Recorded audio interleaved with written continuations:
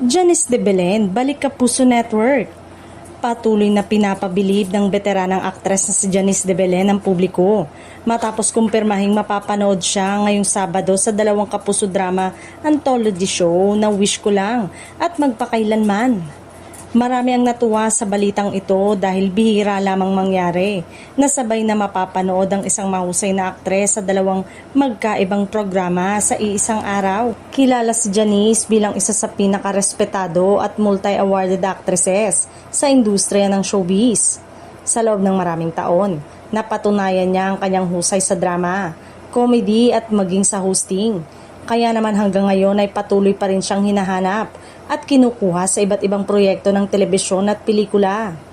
Ayon sa ilang netizen, malaking dagdag excitement ang paglabas ni Janine sa 2 kapuso shows dahil siguradong matinding emosyon at kalidad na pag-arte ang kanyang ihahatid. Kilala rin kasi ang aktres sa pagbibigay buhay sa mga karakter na madaling makarelate sa viewers. Samantala, marami rin ang humanga sa magandang samahan ng mga artista ngayong pagdating sa pagtanggap ng proyekto mula sa iba't ibang network.